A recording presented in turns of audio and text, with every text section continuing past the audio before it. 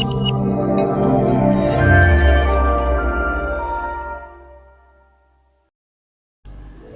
bapak, saudari dan saudara yang terkasih di dalam Tuhan Yesus Kristus, kembali kita berjumpa di dalam renungan mingguan hari Rabu tanggal 9 Juli 2025.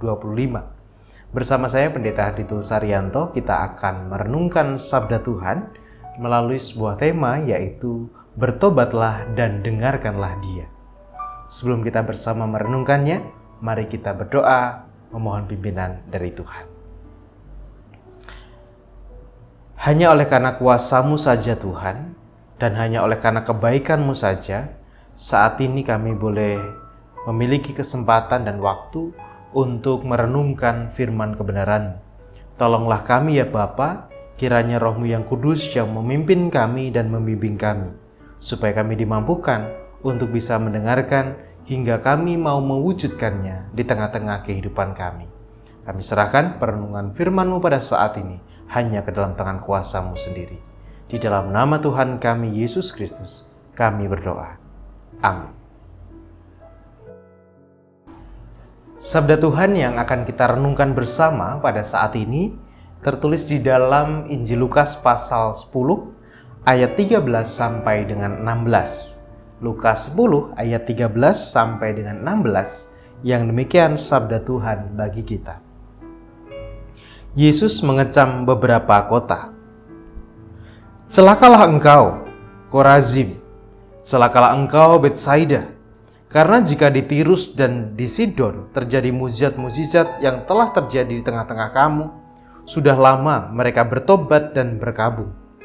Akan tetapi pada waktu penghakiman, tanggungan Tirus dan Sidon akan lebih ringan daripada tanggunganmu. Dan engkau, Kapernaum, apakah engkau akan dinaikkan sampai ke langit? Tidak, engkau akan diturunkan sampai ke dunia orang mati. Barang siapa mendengarkan kamu, ia mendengarkan aku. Dan barang siapa menolak kamu, ia menolak aku. Dan barang siapa menolak aku, ia menolak Dia yang mengutus aku. Demikianlah bacaan sabda Tuhan. Yang berbahagia ialah setiap orang yang dengan setia merenungkan serta memeliharanya. Haleluya. Amin. Bapak, Ibu, dan Saudara yang terkasih dalam Tuhan, bacaan kita pada hari ini memberikan sebuah tamparan yang sangat keras sebenarnya bagi kita sebagai orang-orang Kristen, para pengikut Kristus yang kita telah dengan sukacita menerima keselamatan dari Tuhan. Kenapa bisa? Karena nampaknya ternyata meskipun kita adalah anak-anak kepunyaan Allah, meskipun kita adalah orang-orang yang dikasihi Tuhan, tetapi kalau kita tidak pernah mau mendengarkan Dia, bahkan kita mengabaikan perintahnya, atau bahkan kita berbalik badan dari perintahnya, maka ternyata Tuhan pun juga tidak berkenan atas kehidupan kita. Mau buktinya? Buktinya adalah dari teks yang kita baca tadi. Dikatakan bahwa ada beberapa kota yang dikecam oleh Yesus. Tetapi yang paling menarik adalah di ayat yang ke-15. Ketika dikatakan bahwa, dan engkau Kapernaum, apakah engkau akan dinaikkan sampai ke langit? Tidak, engkau akan diturunkan sampai ke dunia orang mati. Seperti kita tahu bahwa Kapernaum itu adalah kota yang sangat spesial. Kenapa? Karena kota ini menjadi kota di mana Yesus bertumbuh, Yesus kemudian hidup, dan Yesus melakukan banyak sekali mukjizat di sana. Kalau kita baca di kitab-kitab Injil, kita akan menemukan bahwa di Kapernaum itu banyak banget mukjizat yang terjadi. Mulai dari Yesus yang menyembuhkan ini, menyembuhkan itu, dan melakukan banyak mukjizat yang terjadi. Dan kemudian kota ini seakan-akan menjadi kota yang sangat spesial, karena di beberapa ayat yang lain, di Matius misalnya, Kapernaum dianggap sebagai kota miliknya sendiri. Artinya bahwa atau kotanya sendiri. Di mana kota ini menjadi ibaratnya identitasnya Yesus itu ada di situ. Tapi yang menarik adalah kenapa justru kota yang sangat spesial ini tidak dikatakan bahwa dia akan diangkat sampai ke langit, tetapi sebaliknya bahwa dia akan dibawa jatuh, akan diturunkan sampai ke dunia orang mati. Berarti akan berada di bawah yang paling bawah. Meskipun dia adalah kota yang sangat dicintai atau kota yang menjadi sangat spesial bagi Yesus. Nah, di sini dikatakan bahwa di ayat yang sebelumnya, di Tirus dan Sidon, mereka pun juga melakukan tidak terlalu banyak mukjizat seperti di Betsaida atau Korazim. Tetapi Tirus dan Sidon ini menyatakan pertobatannya dan berkabung. Artinya bahwa di Tirus dan di Sidon ini terjadi sebuah pertobatan. Di Tirus dan Sidon ini terjadi sebuah gerakan di mana mereka berbalik dari mungkin kehidupannya yang tidak berkenan di hadapan Tuhan, tapi mereka kemudian berbalik untuk mendengarkan Tuhan, untuk mendengarkan setiap perintah dan ajaran yang dinyatakan oleh Yesus di dalam kehidupan mereka. Sama halnya dengan Kapernaum, meskipun dia adalah kota pilihan katakanlah, atau kota yang sangat istimewa, kalau mereka tidak mendengarkan Tuhan, kalau mereka tidak mau berbalik pada Tuhan, mendengarkan perintahnya, juga nasibnya akan menjadi sangat buruk dan bahkan paling buruk.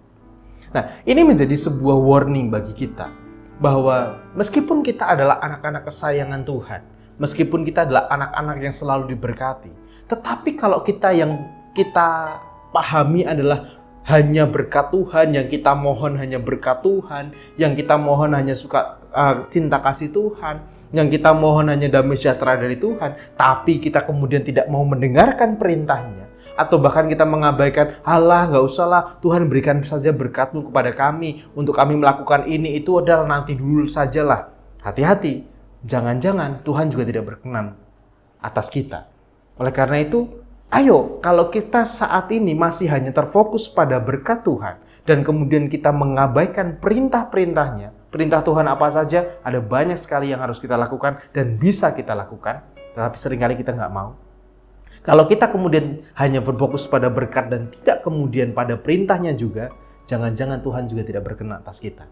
Oleh karena itu, bertobatlah, berbaliklah, dan dengarkanlah Tuhan. Bukan hanya mendengarkan narasi berkatnya, tapi juga mendengarkan perintah dan ajarannya. Supaya kehidupan kita juga berkenan di hadapan Tuhan, bukan bernasib seperti Kapernaum. Tuhan memberkati. Amin. Marilah saat ini kita bersama berdoa, menyerahkan pertobatan kita dan juga pergumulan kita kepada Tuhan. Mari kita berdoa. Kami seringkali terlena ya Tuhan oleh karena berkat-Mu. Kami seringkali hanya meminta berkat dari Tuhan. Kami seringkali hanya meminta damai sejahtera dan meminta kebaikan terjadi atas hidup kami. Tetapi kami melalaikan setiap perintah yang Tuhan berikan kepada kami. Kami menganggap sepele setiap apa yang harus kami kerjakan atas kehendak-Mu. Oleh karena itu Tuhan, ajarlah kami untuk kami mau berbalik kepadamu. Ajar kami untuk mendengarkan juga setiap perintah-Mu, supaya kehidupan kami berkenan di hadapan-Mu. Bapa dalam surga, saat ini kami juga menyerahkan untuk berbagai pergumulan yang kami miliki dalam hidup kami. Tuhan, kiranya Engkau yang hadir, kiranya Engkau yang menolong kami. Berbagai rupa pergumulan saat ini kami miliki masing-masing. Oleh karena itu, kiranya oleh karena kuasa kasih-Mu saja, kami boleh dimampukan untuk menghadapi pergumulan kami. Pergumulan mungkin tentang keluarga, tentang pekerjaan, tentang studi, tentang pasangan hidup, atau juga tentang pergumulan-pergumulan lain yang saat ini sedang kami gumuli. Kami serahkan niat Bapa sepenuhnya ke dalam tangan kuasa-Mu. Biarlah Engkau sendiri yang memampukan dan menguatkan kami. Dan kami juga berdoa untuk saudara-saudara kami yang sedang bergumul dalam proses pemulihan kesehatan mereka.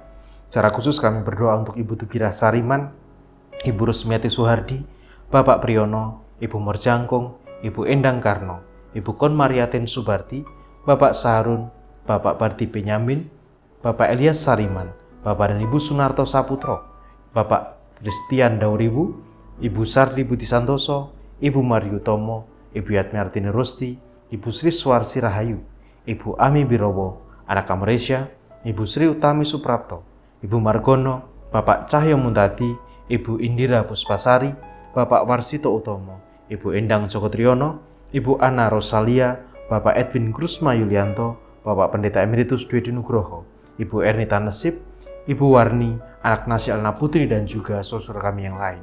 Tuhan, kami menyerahkan orang tua, saudara-saudara kami, dan anak-anak kami di dalam tangan kuasa Tuhan. Kiranya dalam pergumulan mereka saat ini, dalam berbagai upaya pengobatan, pemulihan yang mereka kerjakan, semuanya itu boleh mendatangkan kebaikan dan damai sejahtera atas hidup mereka. Kami mohon Tuhan, berkat Tuhan Engkau nyatakan atas hidup mereka. Dan kami saat ini juga mengucapkan syukur dan terima kasih ketika Tuhan boleh menganugerahkan buah hati di dalam kehidupan keluarga Bapak Elianang bersama dengan Ibu Arjuni. Hadirnya buah hati yang kedua ini Bapak.